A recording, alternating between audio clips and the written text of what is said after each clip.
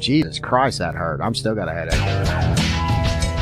Sorry about me cussing Jesse like a dog, but fuck it, I did. That's how it is.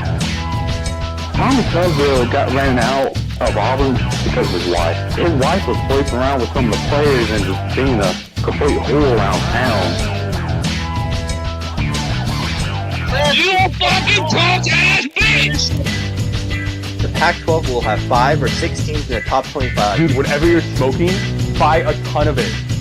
I'm the greatest smack talker on the fucking face of the earth right now. You fucking punk-ass bitch! Then it makes me look like I got owned or something. You fucking punk-ass bitch!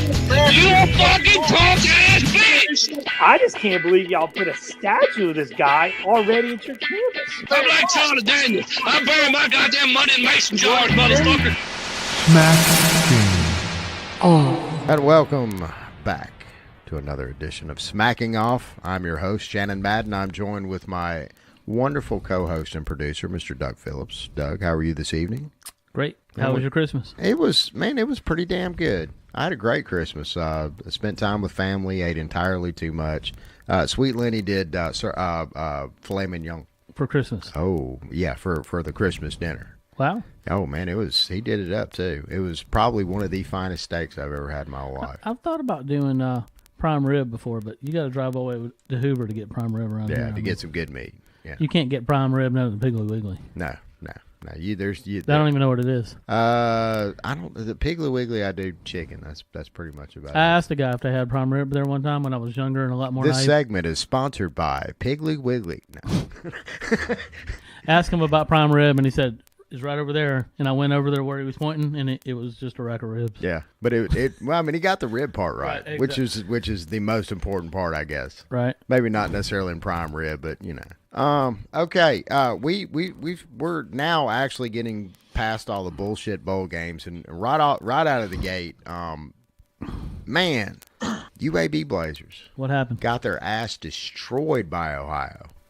There were quite a few games I believe that we missed out on last week. Yeah, but who fucking cares? I mean, they were in the Bahamas, man. Yeah, I mean they won as soon as they got off the plane. They won.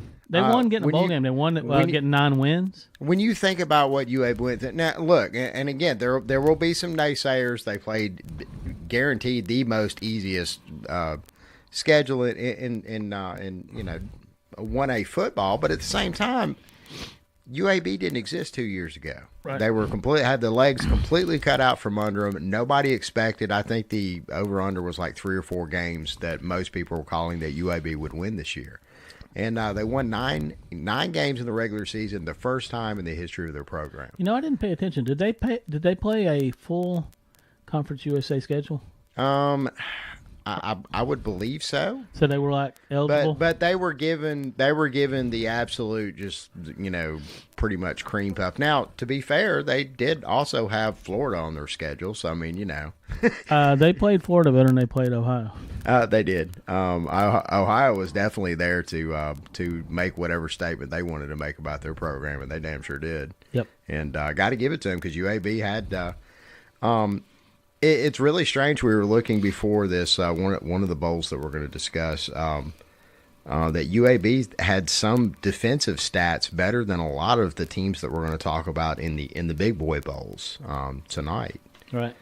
So yeah, I still got to give it to my Blazers. Bill Clark's he's done a just remarkable job of coaching those boys up. How was his last year before they did away with the program? They were technically bowl eligible. They were 6-6, and I mean, I think there was a lot of people that argued they could have gotten a bowl, but their program was being decimated and destroyed, and nobody wanted to have a program or be responsible for pretty much sending the UAB Blazers off, particularly if they lost bad or something. That'd just be bad mojo. What was their last season before they quit? Was it 2014? That was, I believe it was 2014. So they set out 15 and 16. Did they practice that whole time?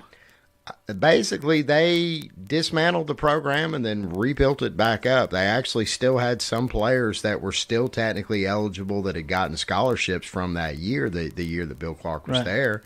That were freshmen that now were, I guess juniors and seniors on the team, as well as a lot of, like a lot of teams do when they stack the deck and get a lot of JUCO transfers. So It'll be interesting to see what. At the same time, for him to be able to put that team together though and still win 9 games, Yep. I mean that was remarkable.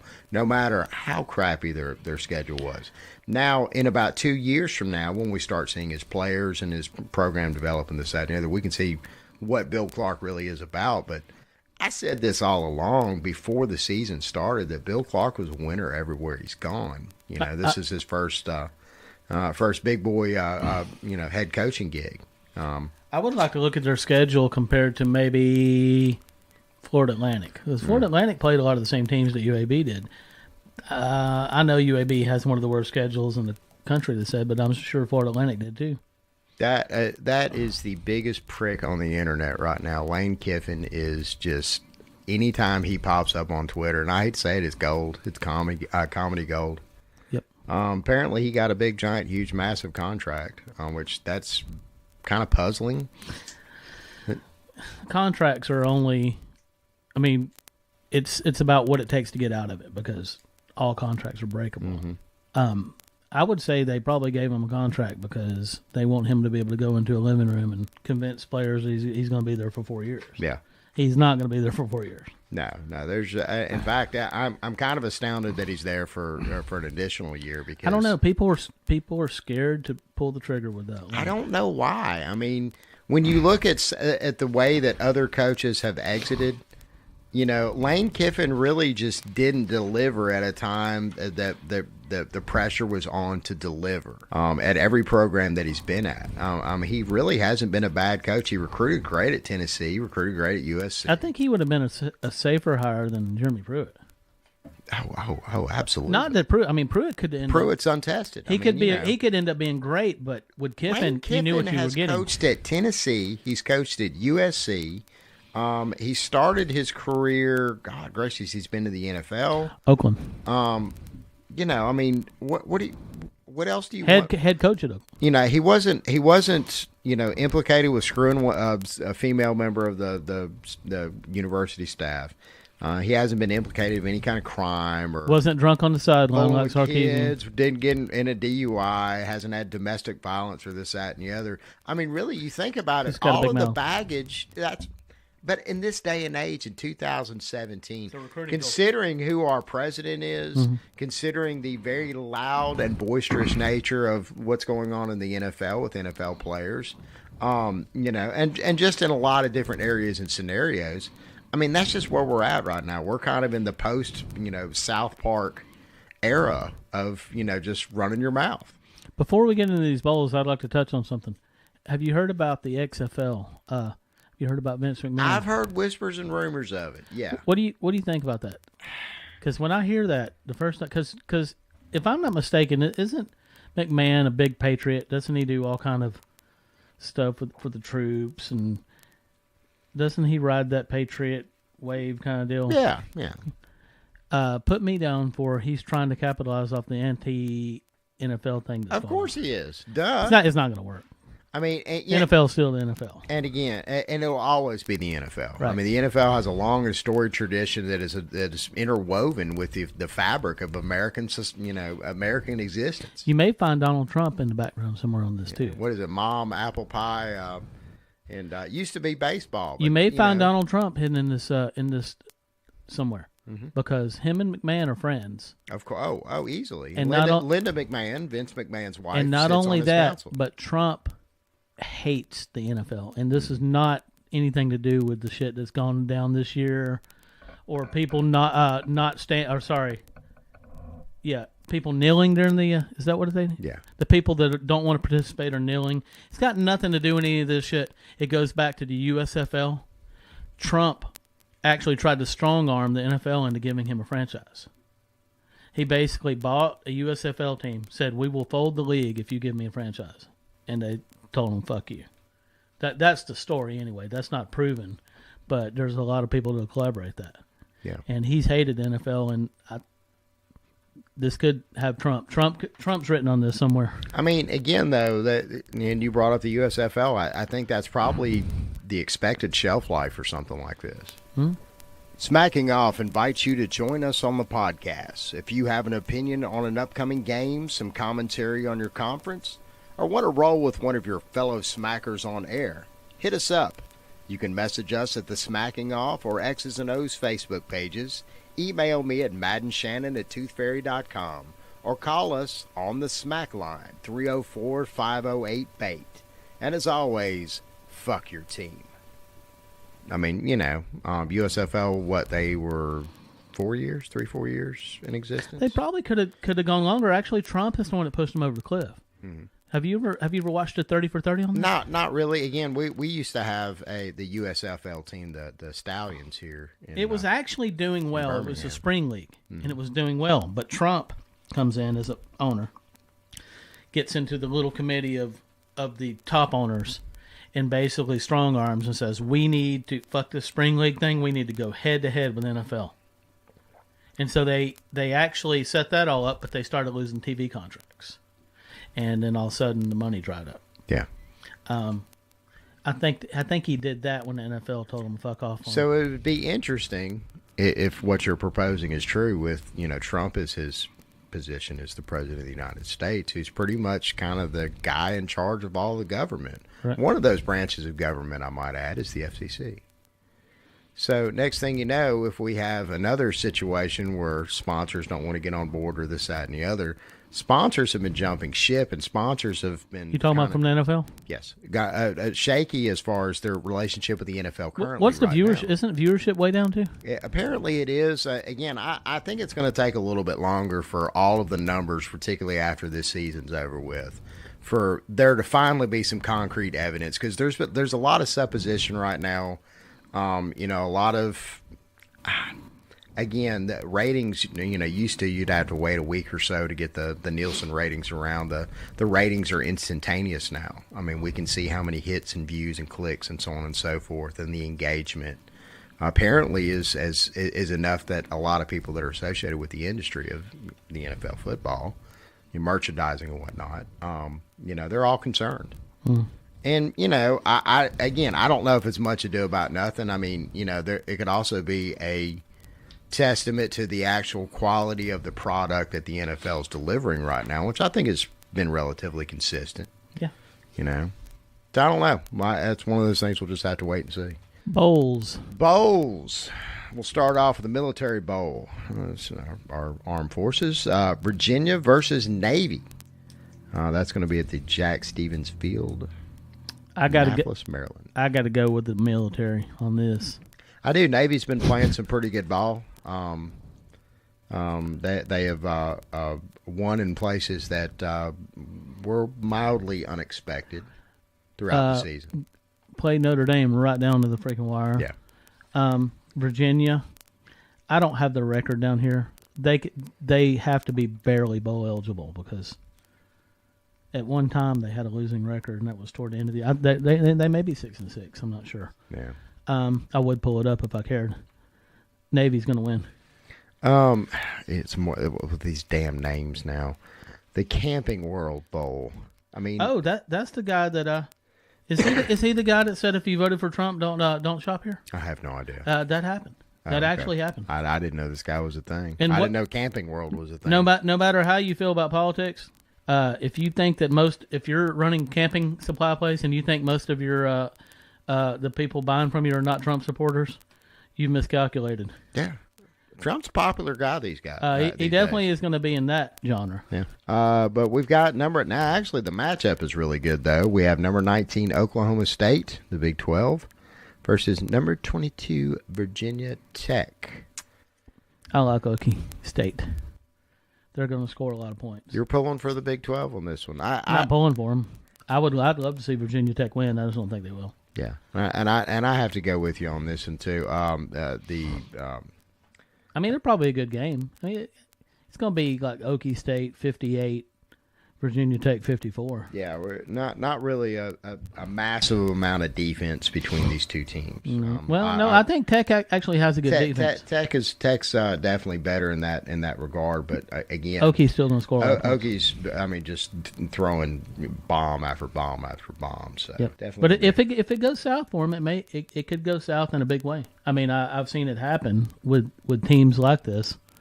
Oki, if Oki can't get a rhythm going, and they can't get in a horse race, then they may get killed. But I like Okie State. I don't want to say just Okie because the Sooners will all get. Oh yeah, little brother and the whole bit. Little sister. Yeah. I don't want to talk about any Sooners tonight if we can help it. The Alamo Bowl, number 13 Stanford Cardinal versus number 15 TCU. How you feeling about that one at the Alamo Dome? That's a difficult one, but I'm not going with any pack teams. Just that's my principle tonight. No pack teams. No pack teams. So you're calling TCU in this. Yes, this is an anti-Tiggy stance here. Oh, okay. Yeah, TCU close, definitely. Stanford's got a good running back though. Yeah, I'm gonna have to break with you on this one. I think I don't know. I think Stanford's gonna pull this one out. I really do. I got a feeling. I have a feeling that Stanford's going to run all over them. I don't know. I like them horny toads. All right. Next up, the Holiday Bowl, number 16, Michigan State versus number 18, Washington State, another Pac team. Are we still going anti-Pac on this one? Yeah, and I got to go with Sean Bergoven. He's been a great contributor, and he's a Spartan. So yeah, I like Michigan State, 24-10. Do you want me to get you a Michigan State hat to wear during the game? Yes. Okay, excellent. I'm gonna be on top of that. Next up, the Belk Bowl, Wake Forest versus Texas A&M. Belk, the retail store. Yes. A&M will be featuring which coach at the helm? Jimbo Fisher. Jimbo is coaching this game. I believe so. Yes. Holy will be an interesting. He's game. Already installed his Jimbo offense. This is a better than normal Wake Forest team. This will also be the second time he's squared off against Wake Forest this year. Mm-hmm. With two different teams. How'd that turn out for him last time? He lost, didn't he? Yeah, he got a better. Does he have a better squad than he did? I guess he would. Who's really to blame for that collapse at Florida State? Alabama. Yeah. Alabama killed their pride. They just basically kind of messed their quarterback up a little bit. Messed their quarterback up, and just I don't know. That game was so hyped. I think if Alabama would have lost, they probably would have ended up with 3 or 4 losses. Yeah. Seriously, because it was that type of game. Yeah. It was like the Super Bowl, man. It was at the beginning of the year, the very first game of the year, right? To walk into essentially what's billed as it was guaranteed that even the loser of this game is probably still going to the playoffs, and it was probably a preview of the national championship game. That's what everybody said. So is this gonna be a revenge game for Jimbo? Is that why he's coaching this, or is it just everybody had to leave so suddenly and he's already there so suddenly? Now this is in Charlotte, so A&M's traveling over to Charlotte. Wake Forest is not too far. Essentially a home game for them. Yeah. Where is Wake Forest? Is that North Carolina? I believe so. Yeah. I don't know who I like in this game. I kind of like the whole concept, Demon Deacons. That's a really cool mascot. Have Bobby you ever seen the mascot? Wesson's son is named Deacon. Interesting tidbit. Should have named him Demon. Middle name Deacon. I don't know. His wife would have killed him over that. All right, next up, the Sun Bowl. Wait, did we pick on that? No, who cares? Okay. No. I don't know. Me personally, I think Jimbo's going to try to be, coaching to show out a little bit. Essentially, yeah, that's going to be a largely Wake Forest, country as far as the attending crowd. Yeah. I don't know though. That's a really weird game, and Jimbo's what the whole dynamic that makes that game weird. I'm going with the Carolina Panthers because I really like their quarterback. Can't some Cam juice? Yes. Sun Bowl, number 24, NC State versus Arizona State. It's got to be the Wolfpack. Yeah, it's definitely the Wolfpack on this one. Yeah, Wolfpack because Pac-12 aren't going to win any more ball games.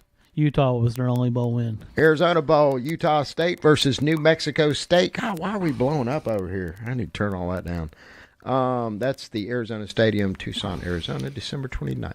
Okay, the Utah State. That's not the Utes, is it? No, Utah's that's the mother. Utes. Yeah, that's that other Utah. I believe they're the Aggies. There's Mormons in Utah, right?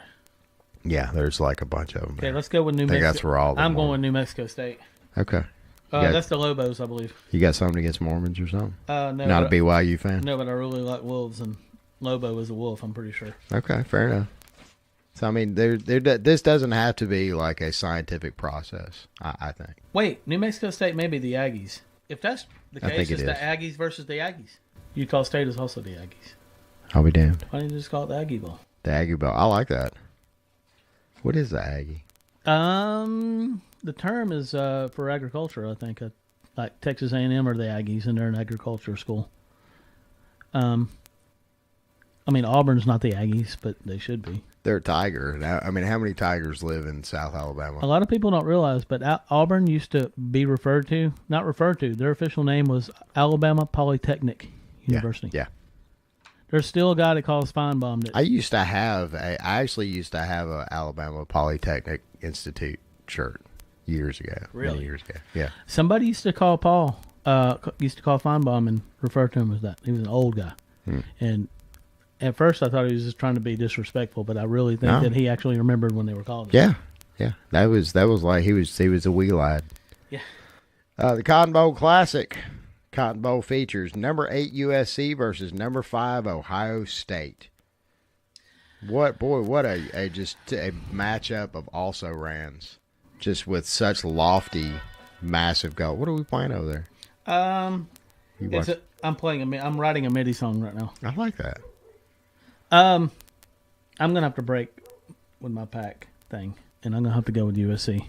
I mean, they're not really a Pac team. They are the Pac-12. The rest of the teams... You just don't know which Urban Meyer's going to show up to this game. The one that's actually used to win natties on the reg with Tebow, or... I don't know. Or the Ohio State team that lost 31-0 to Clemson last year, lost horribly to Oklahoma this year, and lost Iowa. Should never, ever have lost to Iowa, ever. I think it would be hilarious with all the talk that came down after the CFP selection if Ohio State was to get their ass handed to them. And I think USC's got the offense that can probably do it. It should be a good game, but I think USC wins by 10 at least. Well, all right. Well, everybody stay tuned. We have a wonderful, wonderful episode planned for you. Don't go anywhere. Jesus Christ, that hurt. I'm still going to have it. I'm the greatest smack talker on the fucking face of the earth right now.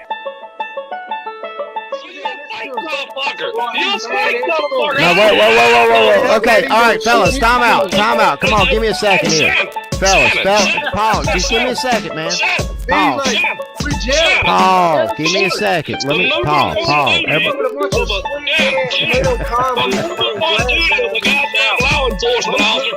Ladies and gentlemen, this is what it's all about here at Smacking Off.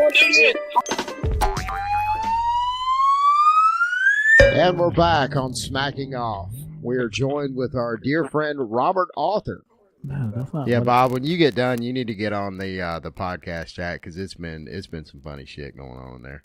Yeah, I've been watching. What happened was that when old dude said that he couldn't make it because he was in traffic, and then it morphed into his business call. Then I thought that y'all had rescheduled that, man. And then I started picking up. I was working on a piece of stereo equipment with my best friend, and I started hearing ding, ding, ding come up on the thing, and I started seeing the smack talk on there, and I thought it was really interesting. What are you working on? It's Marantz 2020. Wow. You need to have I need to put you in touch with my brother Chase. My brother Chase is really, really, really into the audio stuff. He got him a really nice, I can't even remember what brand it was now, an old analog amp, the home stereo amp. Mm-hmm. My dad's audiophile too. We're all a big musical family. Love a lot of different stuff. What's your favorite type of music? Oh, me? I like metal. Yep. Metal fan. Like the old school stuff? You like the new stuff? What are you into? Old school.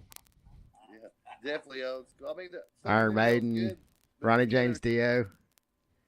If you can't understand what they're saying, they must not have a message that's important. So I'm more into the old stuff, you know. Fair enough. You big UFO fan? I like UFO, but more it's about. Yeah, UFO's a fucking shit. Yeah. I think I heard some UFO the other day, and I didn't realize it was I did. them. I've actually pulled it up. Rock Bottom? Did they sing Rock Bottom? Yeah. Also. Yeah. That's a killer tune. Well, if this was last week in the bowls we were covering, we would probably just cover UFO and some other bands. Yeah, that would for the actually. segment. This is a much better conversation than we would normally be having with some of the bowls we've had to talk about. But we actually have some pretty decent bowls. Wanted to pick your brain about the Music City Bowl, Kentucky versus Northwestern. Well, I'll tell you what's going to happen in that. I'm a Kentucky fan, but man's just got to be honest here. I mean, Kentucky has no discipline whatsoever, right? And that's Northwestern's calling card. I don't think Kentucky has a chance in hell of beating Northwestern. You're mad at Kentucky over that Louisville game, aren't you? Oh, I'm mad about everything they've done all year. I mean, they can't even put a guy to cover a wide receiver on the field against Florida twice. Right. Did they throw the game, or are they just that disorganized? I mean, the players can't. They don't show, like I said, they don't show any discipline whatsoever. When it comes time to win or lose, they don't have a plan. They can't get players on the field. I mean, they've actually got enough talent lined up to be a second-tier team in the SEC. I agree. But they don't have any discipline whatsoever. So that's Northwestern's calling card, is playing a clean game, and in a clean game, Northwestern crushes Kentucky. Absolutely.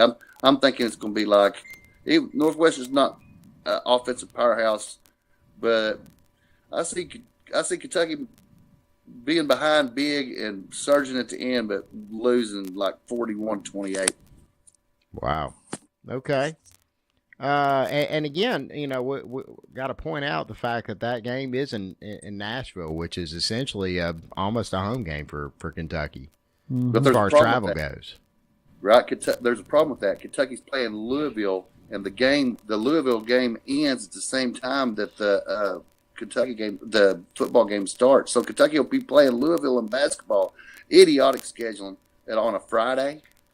Anyway, so they're scheduling the greatest college basketball matchup in terms of rivalry, directly in time for it to end at the same time as the Northwestern Kentucky game starts. So, I mean, I don't know if you'll be able to get enough fans down there.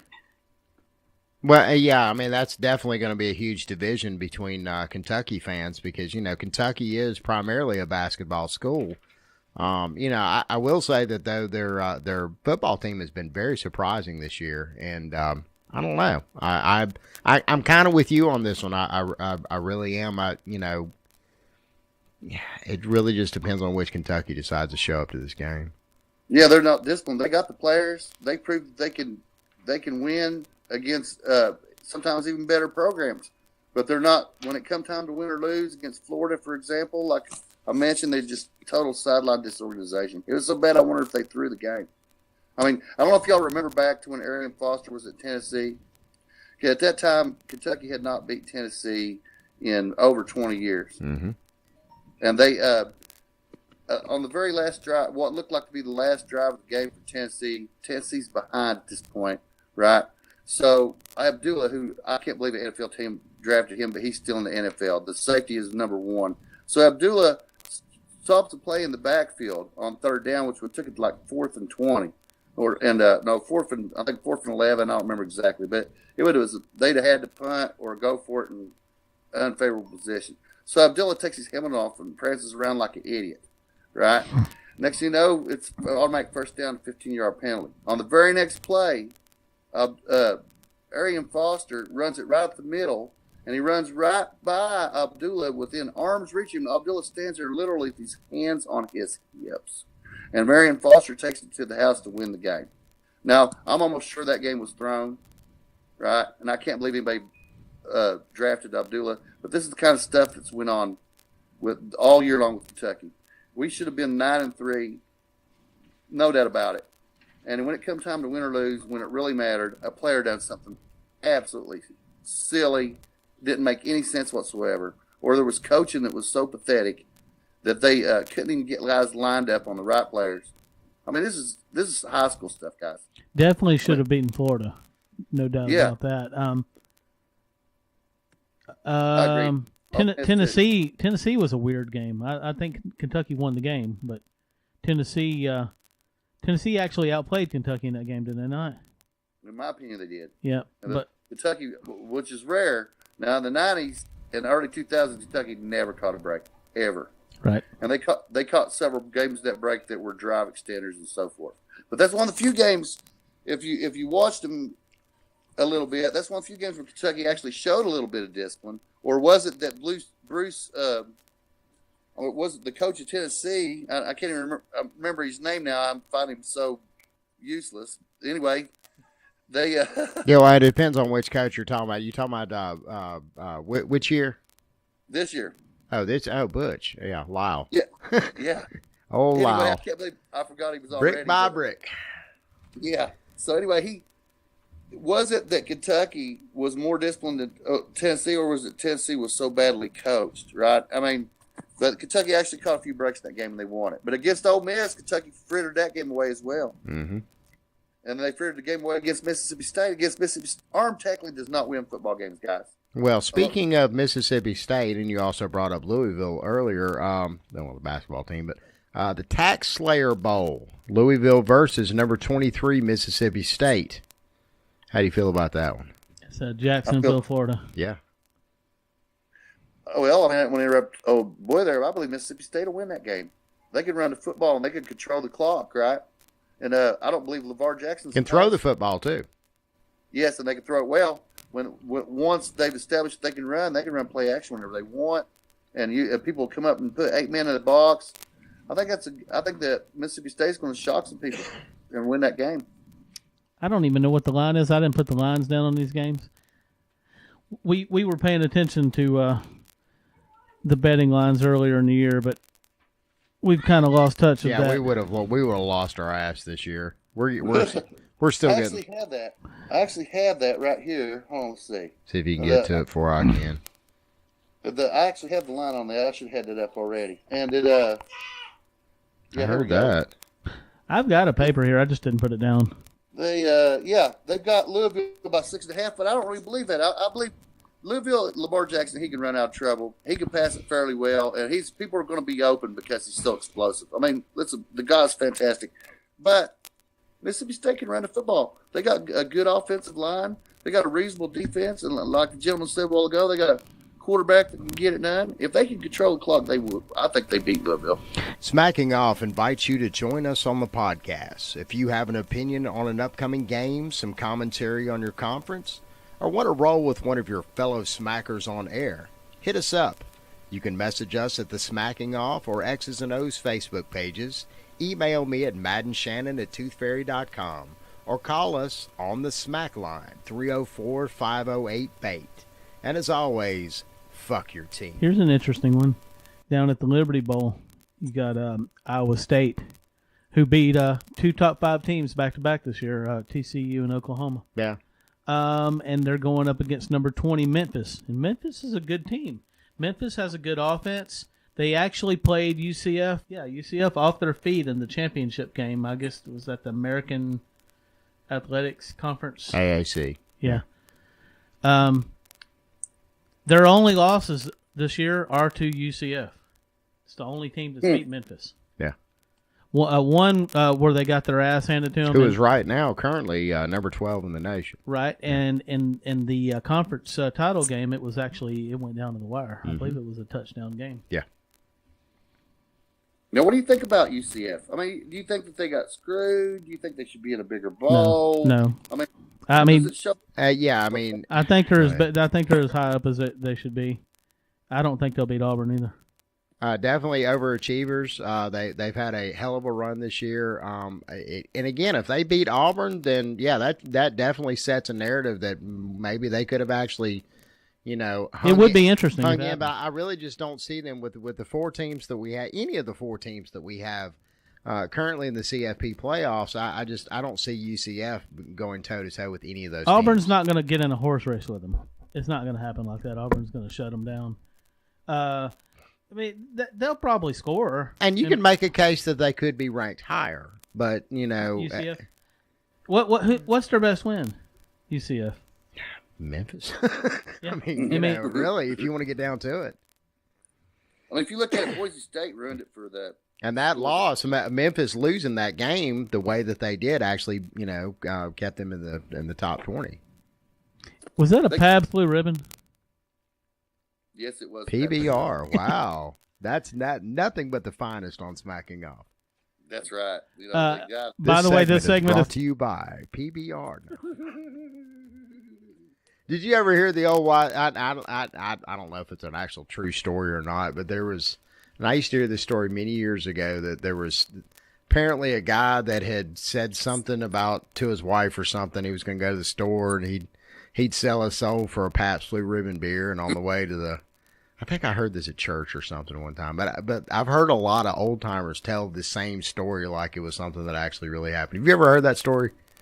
About the guy that said he would sell his soul for a Pabst Blue Ribbon beer, and apparently the shotgun in the back of his truck or something shot him, or something crazy like that. Did you hear that in church sermon? I think I did. Okay. Yeah. Say no I've more. heard that. They sing the Pale Mail song about give me a Pale Mail. St. Peter's at the Golden Gate, but he has to wait. I'm going to have another Pale Mail. I hate Pale Mail cigarettes. I really do. My dad smokes that. Yeah. Those are rough. Yeah, they really are. Yeah. All right. We got some bigger bowls here to talk about. Fiesta Bowl, the wonderful Washington Huskies. The Far Easter Bowl. The 1 year removed from the CFP, Washington Huskies, number 11, versus the Nittany Lions of Penn State, number 9. Both teams underachieving, I think, too. I think there was a lot of people that had either one of these or both of these teams in their Final Four or maybe Final Six at the beginning of the season. Both teams have to travel a little ways. This is Glendale, Arizona Fiesta Bowl. Washington's definitely got a shorter trip. Got a shorter trip and familiar with the stadium, I would assume. What do you think about this one, Bob? Washington, I think that they're pretty well coached. I expected actually Washington State to upset them and pick that one wrong. But I think Washington is a pretty good team, and they have a really good chance. But I find Penn State pretty interesting. Yeah. I think that Washington will win, but they won't cover. Interesting. So I'm thinking maybe, I don't know, 31-30. I think it'll be closer than people think. It might even go to overtime. There'll be a momentum game for sure. I mean, and their styles are pretty different. Yeah. I mean, Washington State plays what looks like on the surface a traditional Pac-10 game, but really there's a lot of spread to it and stuff like that. And Penn State ain't really been seeing that. Penn State's been seeing a lot of power football in the Big Ten, and clock control ain't going to win that game for them. Interesting. Next, we're going to go to the Outback Bowl. Michigan versus the South Carolina Gamecocks. I think this game's going to be more interesting than people realize because this is a very even matchup. It is an even matchup. I think it is. What do you think, Bob? I think Coach wins the game. Really, Coach wins the game in it. I mean, if he's not going to go to the NFL, Harbaugh has to win this game. I think Harbaugh is going to Indianapolis. I believe he don't. They love him in Indianapolis. He's Captain Comeback. They love him in Indianapolis. But if he doesn't win this game, then there's going to be questions about whether or not he's had real success at Michigan.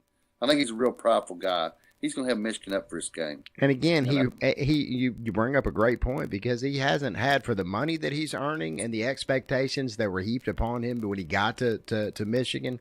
Come on, man. Ann Arbor wants more than that. Way more than that. And again, he has a lot of success at the NFL. He'll do great there. He already has. But just Michigan, I don't know. That job is really the stock on that job, which we're talking about a storied, national program. I don't know, man. There's just a cloud hanging over that coaching seat over there. Go ahead. You can recruit players there for sure. I mean, if you can't recruit at Michigan, I don't know where you can recruit at. I mean, the whole industrial base in that part of the world is ripe with football. I mean, these guys, and he's not that far from Canton, Massillon. If he can steal, they used to steal Northern Ohio recruits and win with them and rub it in Ohio State's face. But just face it, if you can't beat Ohio State at Michigan, I don't see how you can coach no matter what your name is. Yeah, true. And I mean, again, as far as recruiting goes, Harbaugh's, he's supposedly the man. He's the $9 million man, right? Yeah, the $9 million man. Let's we're gonna have to get your opinion on this one, even though we talked about it a little earlier in another segment. Your Miami Hurricanes down at the Hard Rock Stadium versus the Wisconsin Badgers. Well, I think that Miami were overachievers this year. I'm a big fan of Miami. I'm glad that they're coming up. But just like I said on the last time I talked about them, they're playing with house money. They won a lot of close games against some good but not great teams. Mm-hmm. If you look at the scores of their games, they never really had any blowouts. And what is their philosophy? I mean, are they the chuck it deep Miami of the 90s? No. I mean, are they a running football team? Are they a defensive team? I didn't see them dominate any one aspect. They don't really have an identity except for this year just winning a lot of games. But they can win close games. Yep. And that's exactly what I think they're going to do in this game. What do you think? Yeah, I think they'll win, but they probably won't cover. But the Orange Bowl, that's their backyard. Some of the lines have them 6-point underdog, but I don't see it. I'd love to see them beat Wisconsin, so we have no more arguments about whether or not they should have been in the playoffs. Well, and that's probably, that line is probably due to that very just disturbingly ugly loss to Pitt. Yeah, that's kind of hard to undo. But at the same time, we've learned that all of these teams that we've talked about, particularly the top 4 teams we have, several of them have some very ugly losses on their resume. Georgia's loss against Auburn at Jordan Hare. I mean, that's pretty ugly. All right, and we have our first championship game of this bowl season. We've got the Group of 5 champions, the UCF. What are they? The Golden Knights. Yeah, that sounds right. Yeah. Versus the Life champions, the Auburn Tigers. Yes, the 2017 Butch Jones Life champions. So does the winner of this take both trophies? I would definitely say so. Yeah, Okay. This is like So when you're in boxing and you're fighting for multiple belts. I think that's each has a belt. So yeah. But at the same time, though, a lot has been said about whether UCF belongs in the conversation or not because they're in a shit conference. We're fixing to find out what Bob thinks about this. We're fixing to find out, and we're fixing to find out what Bob thinks. I think Boise State crushed that for all those up and coming wannabe teams outside of the Power 5 conferences, right? Boise State in the BCS laid an egg. Nobody wants to take them seriously more. Nobody wants to take a chance on them. And how many fans could they bring to the table? I mean, let's talk about what really football really is. College football is about money. Absolutely. Yeah. And if you can't bring dollars to the table, it doesn't matter. If you don't command TV markets, if you can't. I will propose this, though. UCF team entering that situation, and let's say we've expanded the playoffs to 6 or 8 teams, and you put UCF in there as a Cinderella darling, don't you think for a second that wouldn't equal ratings? I think it'd be ratings, but particularly if they moved up through the, yeah. most of the game. I think it's repeated over several years. Here's what we need, Bob. Yeah. This is what we need. We need a Group of 5 Final Four. I like that idea. I do too. Matter of fact, I think we need the bowls are getting more and more pointless every year. In my opinion, I think we need several tournaments like that. Yeah. Visit our Facebook pages, Smacking Off the Podcast fan page and Smacking Off the Podcast group page, facebook.com/group/smackoff, facebook.com/smackologists.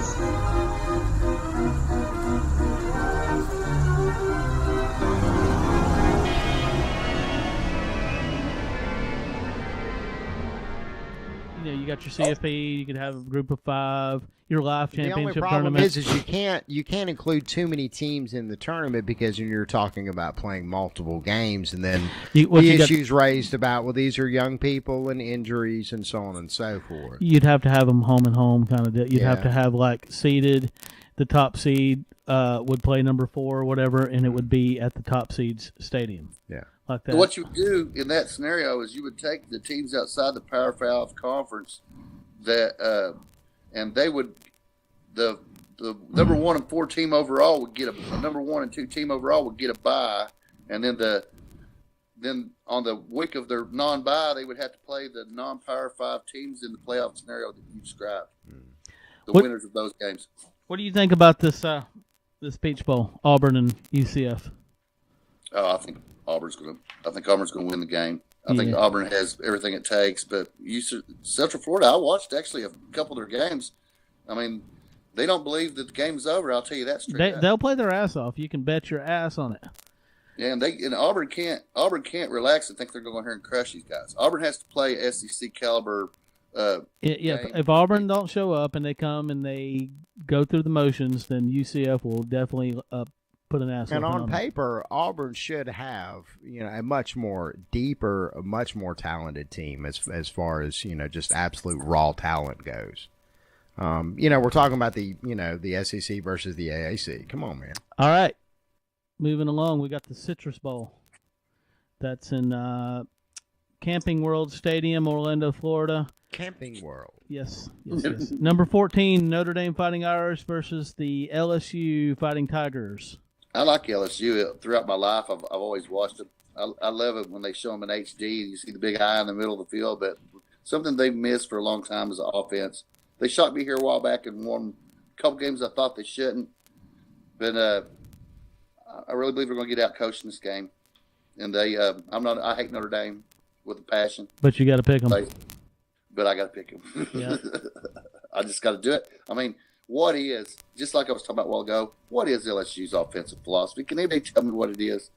I mean, do they have the defensive NFL style players? Kind of going like it did when Miles was there. I mean, his philosophy, I guess, was to establish run first and play action pass. And I don't know. It's not quite as good. I mean, Coach O don't really have it going like that. I mean, they really have no identity. You're right. I will never forgive Coach O for being the worst Ole Miss coach in modern history. And yes, he does beat Hugh Freeze in that category because Hugh Freeze at least beat Bama. He destroyed the program, but at least he beat Bama, and I'm pretty sure Ole Miss fans will take that. Yeah, but his record at Ole Miss was absolutely thoroughly abysmal. And I see him being a very mediocre hire, a consistent 7 and 8 wins until the alumni get fed up with him and boot him on out the door. I'm sorry. I have no faith in that hire whatsoever. I've been very vocal about it and will continue to be vocal about it. Because, again, he's still working off the last shreds, the last remnants of Les Miles' talent. So, once he has his full staff in there and everything's developed and moved the way that he wants to move, then we'll talk. And I can almost assure you, at very best, we're looking at 7 and 8 wins consistently. All right, and we got a couple of the lesser bowls here to discuss right here at the end. We got the Rose Bowl, CFP semifinal, the Oklahoma Sooners and the Georgia Bulldogs. This will be I'm excited about that game. I am too. It's really overshadowed. Nobody's talking about Alabama Clemson. It's all about Georgia and Oklahoma, probably because they've never played before, but it is an interesting game. I mean, I don't know what to make of it. You want to tell you the truth of it? The reason I'm excited about it is I don't know what to make of it. Is Georgia's power running going to win the game? Is Oklahoma going to be able to pass on a real SEC team with a real defense? I mean, it's all the questions about it is what makes it so exciting. We know that Oklahoma has some good players individually on defense, but they haven't shown anything against any real competition, in my opinion.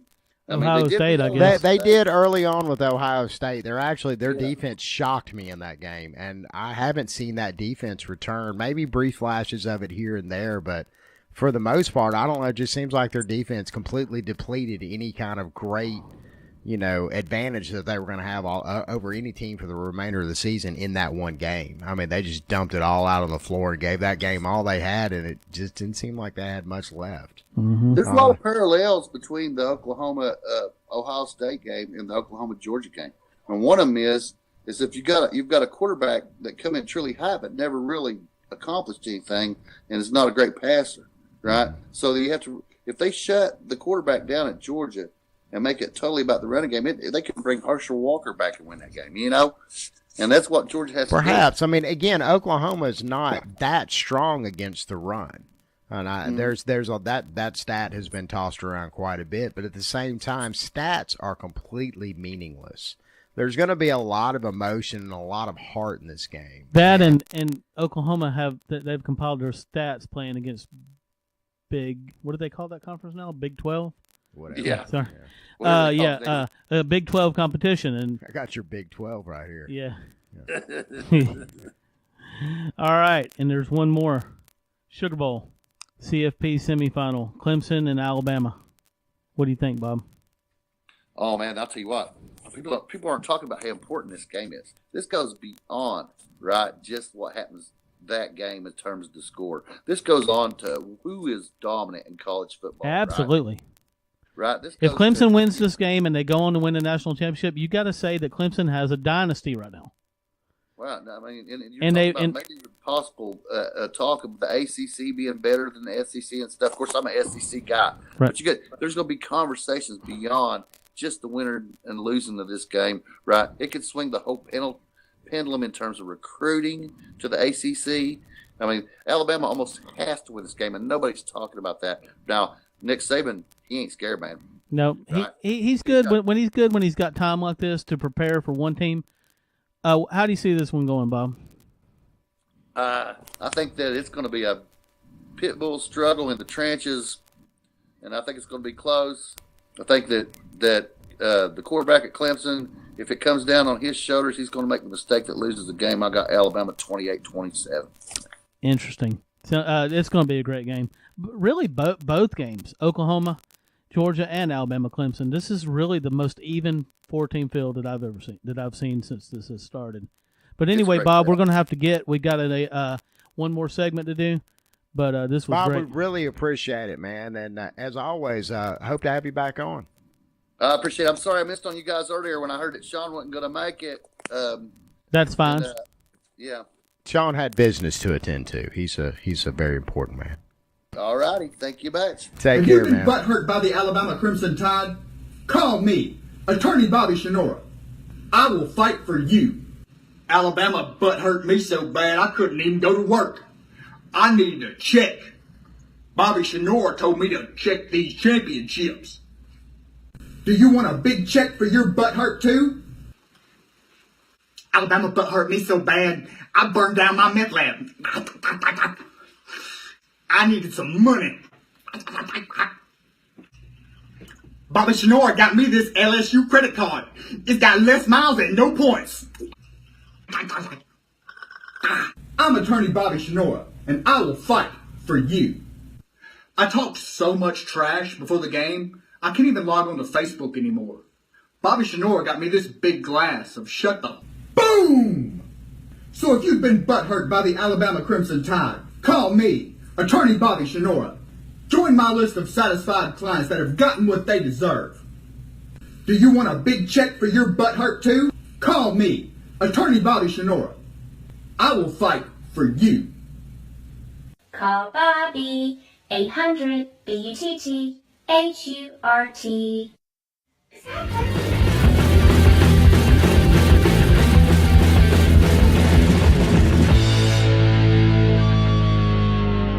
The CFP Square Table Discussion.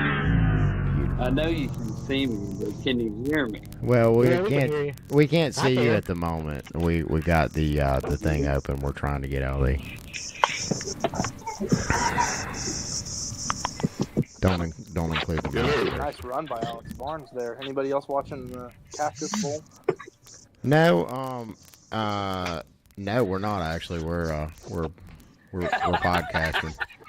My Hey, you can girlfriend's mute in there the TV watching and watch it movies, while so you you do the know. segment. That's not even all that difficult. Hey, even Justin Pike did a segment and wasn't watching the basketball game during the segment. I was thoroughly impressed by that. Maybe he's just not great at multitasking, so he's like, let me not risk it. I don't know. I would think Justin, of all of the people that I've smacked with online, Justin's definitely capable of multitasking. Is Justin the one that said Georgia doesn't sack the quarterback because they don't try to? No, that wasn't. That was his quote unquote fake profile, which is not a fake profile. It's some other dude, but Justin will refer to the other dude as his fake Justin profile. smacked against that guy, right? I think so. I think we're bringing them both on at some point. Yeah, and we were going to do it. Fake profiles. I mean, it's ridiculous. I don't know. I've had fake profiles before. They're pretty fun. I was a Georgia Tiggy fan of has mine. a fake profile. His name's not really Tiggy. I hope. I think I have 15 fake profiles. No, I don't have any. I don't have any that I'm currently using. As much shit as I talk online, I don't know why. I guess because I'm cute when I do it or something. I don't get in near as much trouble as I should. I think online, I don't get booted near enough. Kind of pisses me off. Do you have a Penn State smacker to go against Tiggy yet? Yeah, we got one for tonight. We got one lined up. Actually, the Penn State smacker he's the one that hit us up at 6:30 this morning because he is so amped to be talking about his Penn State. Imagine this for a minute. What if Washington would have done much better this year? Tiggy could be part of this square table discussion. Dane, you can go ahead and cut your camera off now because I'm getting just flat out just fed up with this shit. Dilly. Yeah. Is that what that says? Why is everything? Hey, hold up, I got a dilly shirt, man. I like this shit. I got a dilly Alabama shirt too. You know what's sad for Texas whenever a Big 12 website the writer for the Big 12 website predicts you to lose 63-24, which I think that guy's smoking a little crack. Although I think I'm going to take Missouri. And somebody was like another OU fan was commenting on it and goes, "Yes, Texas to the pit of misery, dilly." And I think it's dumb. That was hilarious. Yeah, imagine if they really lose 63-24. That's really the pit of misery if they actually do. Yeah, that is pretty bad. Timothy, are you rolling a big joint in that picture? That's what I was going to ask. Am I rolling a big joint? Yes. Actually, or is that a taco? That's a big fatty. That's a picture from when I was like 18. I used to be skinny back then. Yeah. I played trading cards, and I kind of was a pro, and I went around and just made money and just played games all the time. It was pretty sweet. Like trading cards, like Magic the Gathering and stuff? Yeah, kind of like that. You played Magic the Gathering for money when you were a kid? Yeah. That's incredible. No, that's a great story. It's Yu-Gi-Oh. It was Yu-Gi-Oh. It's kind of we're looking for these human interest stories for the off season. Yeah, we need all this shit we can get for the off season because it's gonna be dead as fuck in this motherfucker. All right, guys. Well, we are, of course, at our in the middle of our CFP square table discussion. You kind of caught us in the middle of this with Dane with his pants down, dilly. But yeah, guys, the moment is finally upon us. We've all talked all the shit we can talk about all these games. Now let's break it down. It's happening. We kind of got a little bit. You just shut up with all this, Dane. Oh, my anger. I mean, what Clemson shirt do you not have? With the underline, and you see it? He's gonna be throwing all that shit away come the first. I don't know. I think Dane's all in. Win or lose, Dane had his orgasm last year, the final moment of the national championship game. Hopefully, Alabama will go ahead and just go right in there and crush them. Sean, let's talk about that for a minute. Thank God the refs here we are again. We lost that game, by the way. To Auburn. I don't know Auburn. We're not talking about Auburn in this segment at all. There will be no. In fact, I'm laying down. No, I'm laying down the law right now. There will be no Auburn conversation in this talk at all. Fuck Auburn. Just, fuck Auburn. Thank you, Curtis. I knew you'd understand. You're welcome. Auburn fans, by the way, they keep talking smack. It's like, bro, you guys just got waxed against a team you already beat. I would just be quiet for the rest of the season. I'm gonna hold my judgment because Auburn fans do have they can be a little bit salty, but they should have won the game. I mean, it's no simpler than that. And I think that the NCAA needs to investigate what's going on at Jordan-Hare because the home field advantage there is fucking nuts. It's pretty gay. To the point where I think there's something more nefarious going on. Now, we know that Auburn, over the years, has done all that they can, as far as Wait, hold on. We're not having any Auburn talk. Hey, buddy, I make the rules here. You shut the fuck up. All right, fuck Auburn. We'll talk about something else. But yeah, Sean, let's talk about it. Alabama Clemson, because this is the one that really we haven't covered it. I mean, really, we have not covered this game, ad nauseum like we have the Oklahoma-Georgia game, which we've done numerous segments on. Even though there's been, because there's a lot of conversation about that game, but I want to talk squarely about the Alabama-Clemson matchup this year, 2018 playoff game. Let's talk about it. Sean, you first. There actually should be more talk about it because the past 2 years, I mean, if we know any team really well than anybody else, it'd be Clemson. I think all the chips are in. This is where you want to be at the first of the year. I think with all our injuries taken care of, besides losing another linebacker, I think we'll be better than we have all season. I really believe that. The issue's been raised, and very recently, are the Dane's still going with the Clemson wear there. A lot has been made about the linebacker injuries that Alabama sustained earlier in the year.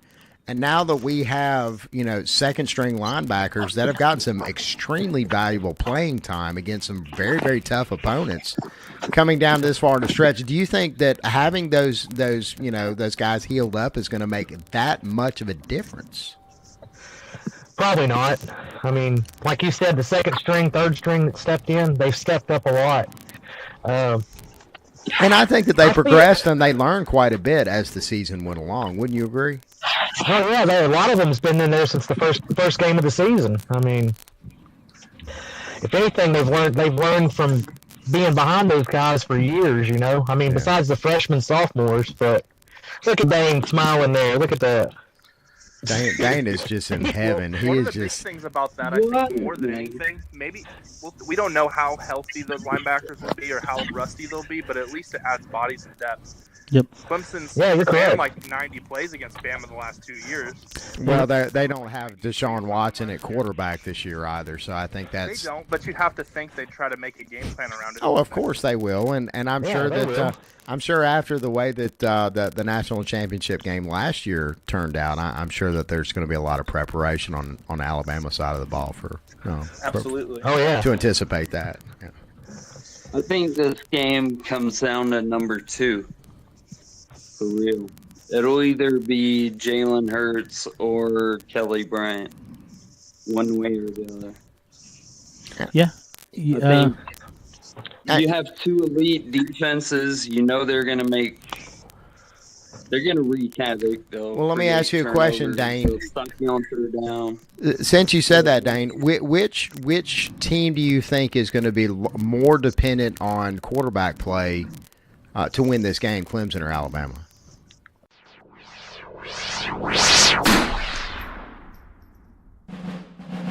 I mean, I don't consider myself a troll. Really, I consider myself a I don't know about, bro. Not me, bro. I don't know about Justin. Speak goddamn women and fuck with them, man. I'll beat your goddamn brains out. Yeah, but it was still a horrible look for Oklahoma. Dude, whatever you're smoking, buy a ton of it.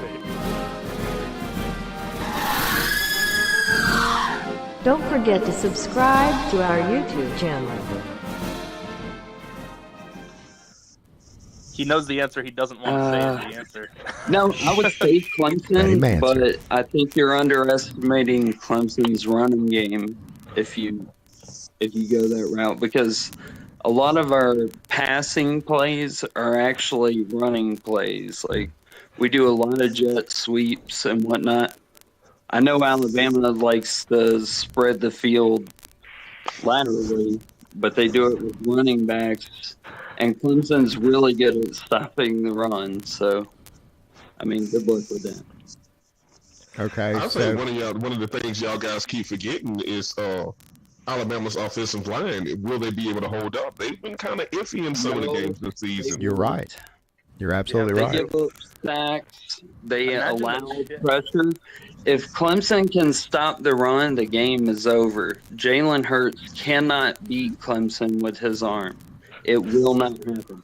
And again, I do agree with that. Then this is coming from an Alabama fan. But of course, at the same time, Kelly Bryant's not going to beat Alabama with his arm. So last game out, Alabama against Auburn are evenly matched. Yeah.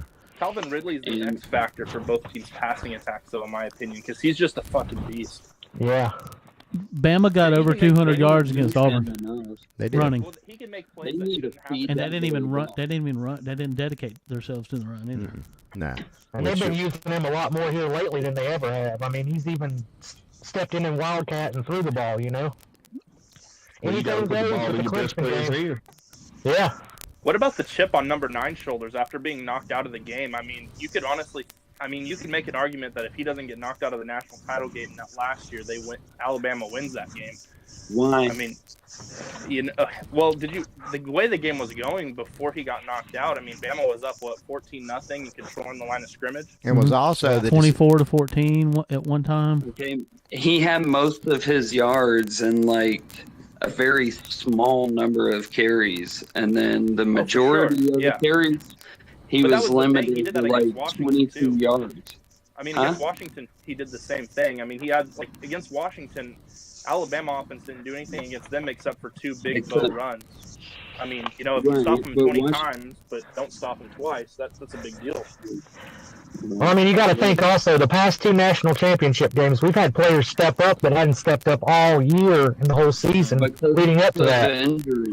Because of injuries most of the time on both sides. Well, now what we need to do is we need to get to Timothy Bailey and Curtis Dyers Jr. And they can continue their discussion from earlier in the earlier last month. Sorry. Yes, that Earlier was this month. that was a wonderful conversation that we had with Mr. Curtis and Mr. Timothy. So let's expound on it some more. Have y'all thought about this game a little bit and developed more insight, or do y'all still feel the same way? Honestly, I feel like Baker Mayfield is a good quarterback, and dude will have a very exceptional 3 fucking minutes in the first quarter, just a great 3 minutes, and that's it. That's it. It's going to be a curb stomping. That's how I honestly feel. He's going to look good for 3 minutes for the first quarter. Here's an interesting question I have for you, Curtis, because when I happened to break down your guys' schedule and took a look at the teams you played, especially in the SEC, I noticed that 6 out of 8 opponents in the regular season that you played had an offense that was sub 100. And then I noticed that the 2 sub 100 offenses put up 68 points, almost 600 yards passing, and 7 passing touchdowns. Do you think that's just not on us? A coincidence? Not on us.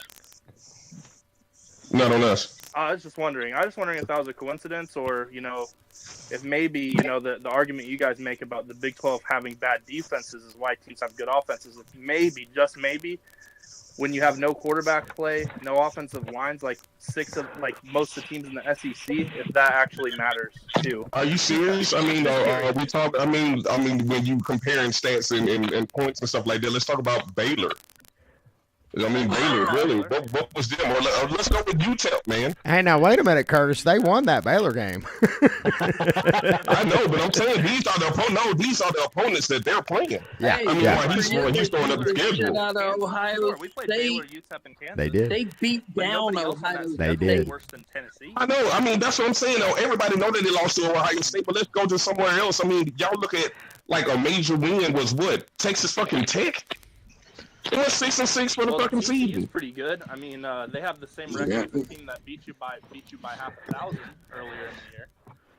So who beat us by half of that? What, huh? There was a team that beat you by more than 3 touchdowns, and Oklahoma happened to play a team. Who are you talking about? Who beat us by more than 3? Beat you guys by 23 when they were healthy. And there you go, going back to Auburn. This is your first conversation. Hey. I already called the no Auburn talk on this show. All right. Now, if you guys don't settle down, I'm going to pull the plug on this shit now and call all your agents. Stay away from Iowa State. And I try to stay away from Iowa State, but that's your whole argument is Auburn. We came back and we beat them. So who's a better team, Auburn or Iowa State? I think that's a pretty easy answer. Yeah. Exactly. Iowa State beat us by 3 touchdowns? I don't think so. No, they didn't. And Iowa State shouldn't beat you at all. I mean, Iowa State still beat you. Unranked team beat you. That's the point. And then caused them to become ranked, and everybody actually thought that they were a real team because they also beat TCU too. They like a powerhouse because they beat you guys. Lost their quarterback. That's why they fell off. Can I interject real quick? Go ahead, Dane. Before somebody else says it. Put your clothes on before you do. Syracuse. Dilly. Okay, we got it out. Syracuse. Go ahead. Carry on. Well, like I said, Iowa You State's asshole. biggest issue down the stretch is that they lost their quarterback, Kyle Kemp, and that threw off the rhythm of their season. They were actually having a phenomenal year. They were beating Oklahoma State, lost their quarterback. And then Jordan Parker, they actually came from UGA. I'm sorry? Yeah, Jordan Parker, he actually came from UGA. Yeah, he transferred. Jacob Park, he transferred. Yeah, UGA. Jacob. That guy literally cost them the game against Texas. I mean, jeez, he played awful in that game. And he's transferring again. He's transferring. Yeah, he's a crybaby dude. Won't stay in one spot too long. He said the Iowa State fans weren't loyal to him, and I'm like, what are you talking about? But these anyway, hoes ain't loyal. We all know that. For another day. But here's the thing. I've sat and I've talked about it, but I've seen your play and how they play. If they keep Baker Mayfield in the shotgun this whole time playing that game, the whole defense of Georgia has been tackling for loss. This is going to be yes, actually it has. Now, Curtis, the defense is ranked number 3 in the nation. That is one thing that Kirby has been trying to beat into them kids' heads is tackling for loss. Hey, Curtis, because they only have they're 66th in the nation. Kansas and Baylor are way better at tackles for loss than Georgia. As funny as that is, since you wanted to bring those teams up. Yeah, and I mean, how many did they score on you since you want to bring them teams up? Well, Kansas scored 3. Baylor scored 41. But and you know what? Y'all scored 3 in Iowa State, and they stopped them. They like blew them up. They had them with them goose eggs. So that still goes back to how good Iowa State is than y'all. I was disappointed in the way that OU played those 2 weeks. They played awful in those 2 weeks. I don't know why. It's not the same team that played in the other games. I have no clue why they played that. Couldn't tell you. But Can I ask a quick question? Sure. Timothy, I don't mean to interrupt you, but I think this question needs to be asked. I think all 4 playoff teams should answer. Does one of these teams not belong? That's a good question. I think it's Oklahoma because they got beat by an unranked team. Yeah. I think it's Oklahoma too. But that's actually Clemson and Oklahoma. They both got beat by unranked teams. Syracuse beat Clemson. Right. I don't understand how you could say Oklahoma doesn't belong. They beat 4 ranked teams all by double digits. That's a stupid statement. I'm just going to say that Clemson beat a team that beat Georgia, Alabama lost by and Georgia. 3 points in a game. No team's ever lost by that many points and made the playoffs. But that's why I think Clemson belongs because they beat Auburn. Auburn beat us. Auburn beat Georgia. Oklahoma's the lone wolf in the whole thing. They got beat by Iowa State. They don't belong. I think, but who would you put in over Oklahoma? Would it be Ohio State? Ohio State. Yeah, but Oklahoma tore their ass apart at their own stadium. You can't do that. Seriously, they got demoralized. They got fucking demoralized by Oklahoma in that game.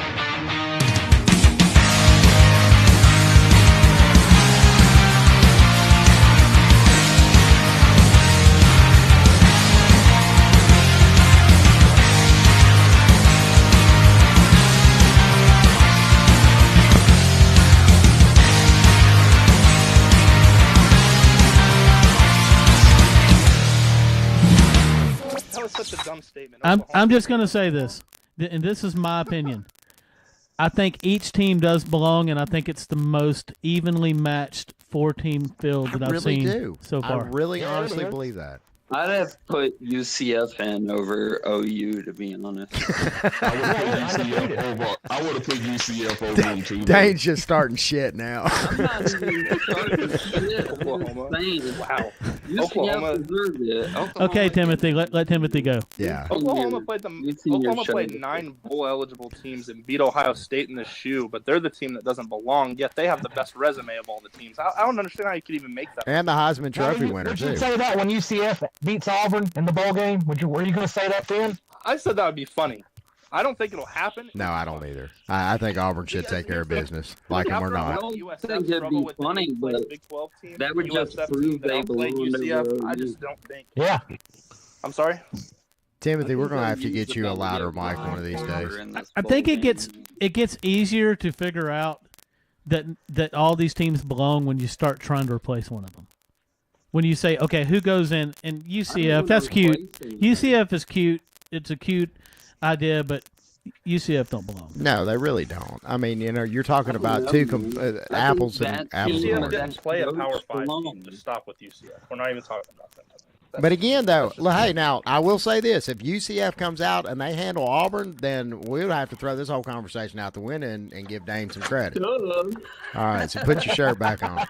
I will be waiting to see their game though. That will be one. That'll be a good game. I really do. They're the most proven of all the teams. It will prove they can hang with the big boys. Yeah. I think they need a group of 5 CFP top commit. That'd be interesting. Yes, like a group of 5 Final They Four. were planning on doing that in the future. They should. Kind of like an NIT for college football. Sure. Yeah. ESPN is talking about how it would be cool, but I don't know that there's actually a real plan in place. I think the bowls are on their way out eventually. I think what you're going to see is a lot of little tournaments. Yeah. Well, when That's they're gonna be a the bowls big and tournament. use them as playoffs, it'll be the same difference. When the grant of rights are over, there's a rumor that they're going to cut a division again, and so the group of 5 and some Power 5 teams are going to go down a division.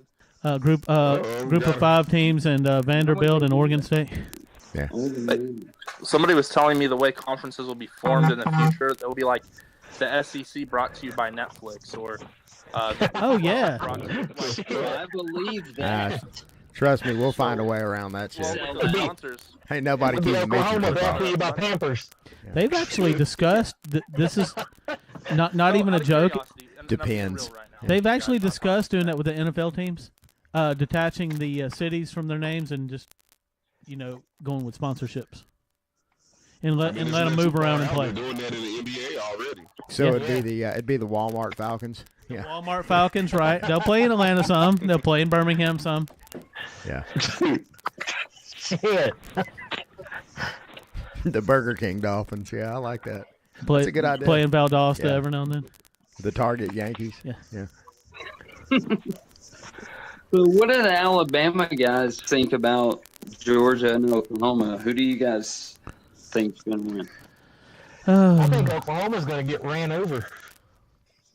I don't know about I ran agree with over. Curtis completely. I don't know. I think it's going to be. I know SEC guys hate Oklahoma, but I mean the X's and O's clearly indicate that's not the case. You guys aware that this is the 3rd best rush defense that Georgia's faced this year? Dude, those numbers are bullshit. They're not skewed. The third best Yeah, they are. The second best was Kentucky. Stats don't win games, man. You can recite all the stats you want. And again, those other 2 teams are where now? Are they playing for a national championship? One of them's going to be Auburn, I'm sure. Yeah. That's why. Georgia's the least proven team. That's why I think it's funny that you guys all think they're going to roll Oklahoma. They're the least proven of the whole. Who's all? I didn't say that. Team. Are you serious? We beat every team that we played, man. Except Auburn. Beat everything we played. No, beat them too. Well, they eventually beat When we Auburn. look at the schedule that you guys really played, happened. who's the best team you played, Auburn? Oh, man. You know what? Auburn is a good team. They beat 2 for 1 team. Just Auburn. Let's hope the hell they don't lose to UCF, Curtis. Man, Notre Dame looked great up into November. Because seriously, if I didn't think about this, if UCF actually beats Auburn, then Alabama fans and Georgia fans are going to catch serious shit all next year. Of course. I'm just saying. Yeah. Yeah, I mean, that's a good chance. True story. No. LSU fans are looking pretty good on that one, though. Good karma bit. Okay, Madden, you didn't give your pick on Georgia and Okie. Yeah, I've been pretty tight-lipped about this. I've whispered and rumored. I really, after watching both teams, and again, I've seen, watched I watched from beginning to end the Ohio State-Oklahoma game and was just blown away. Absolutely blown away by what a complete team. Now, it's my turn now. I get to talk. This is a really big thing. This is something that I've been holding in my heart and not discussed with anybody. Doug, have I really discussed this game privately with you that much? We've talked about all the other perimeters and particulars, but I've never sat down and said, this is the team that I think is going to win. This is all you've been talking about, man. I think it's going to be Georgia. I really do. I think it's going to be Georgia by a very, very, very slim margin, and I expect and again, it's one of those that could go the other way.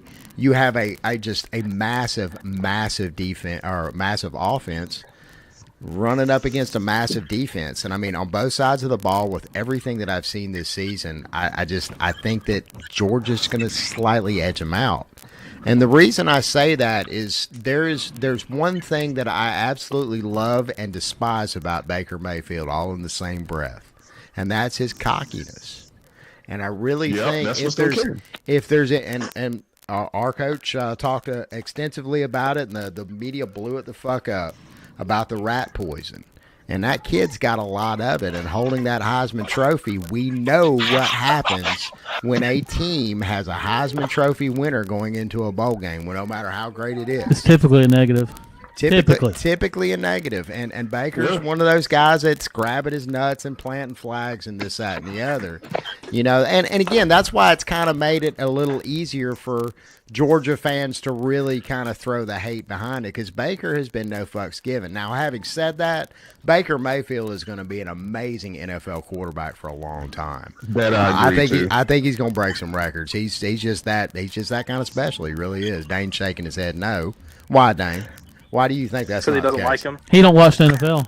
He's mad at the NFL right now. Actually, I really like Baker Mayfield. I like the grabbing the dick and taunting players and all that shit. I like being a dickhead. But, I think that can translate into preparation. I think his size is really going to indeed. But yeah, see, that can work against you both ways too. Just as much as he gets happy and he boasts and brags about his team winning, he's going to get frustrated when his offense can't do anything against that defense, and he's going to have a meltdown on that sideline. And that cock and You're swagger. see him going off on his offensive line. And that cock and swagger can translate to some dissent on the sideline. He has a track record of not being able to control. One at a time, guys, because we can't hear about everybody. Timothy, you were saying something just for half a second. Well, I said, listen. I don't understand where Georgia fans are coming from, where they think that they're just going to hit Mayfield all night. They haven't done that all season against anyone, and this is the best offensive line they've played by a large margin. I don't think we've got to state him. We've got to the Notre Dame quarterback. We have got some stats in. I don't know why you thinking or where you getting these stats from. We haven't gotten these stats. It's called NCAA.com. You should try it sometime. It's a maybe you should read a little closer because I was missed a lot of There we go. Yeah, I hate to rain on your but the SEC and the ACC get the best athletes there are, and that includes on the lines. So you want to base everything on stats. This is Oklahoma. I'm telling this you. is Oklahoma, bro. Like, they get the athletes. You can't say that they're not getting Oklahoma. They got a great quarterback, but I'm struggling. The running back's okay. Anderson's all right, but from there on, you just really there's a massive drop off. Good receivers, but again, you've got a. How do you not have top end running back talent? Rodney Anderson's a second-round pick. I'm not saying that Oklahoma doesn't get talent. I'm saying that Oklahoma's running back Georgia and Alabama and Clemson have played against. Whoa! Rewind just for half a second, Dane. Timothy just threw something out just a second ago. You said that Oklahoma was running back you. Yes. Okay. What? Let's talk about this.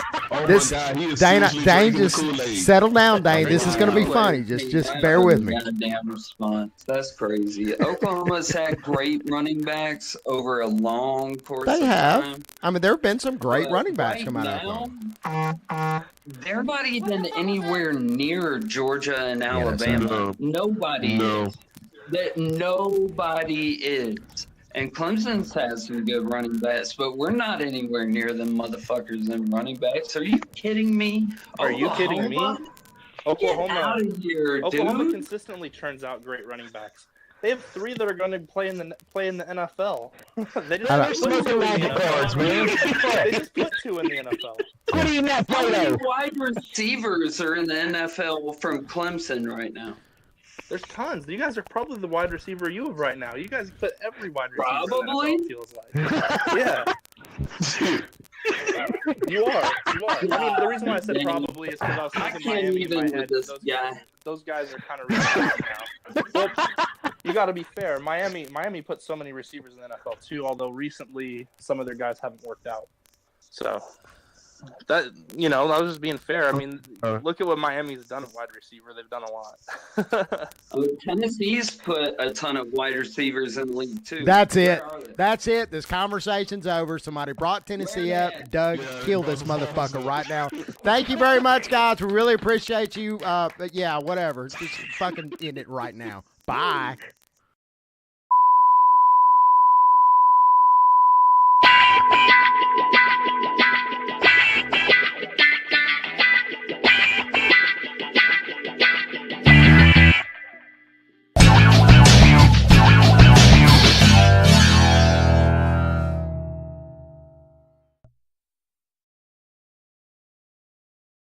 Please subscribe to our channel by clicking the small smacking off icon at the top of the screen now. Click the link at the bottom of the screen to watch last week's episode.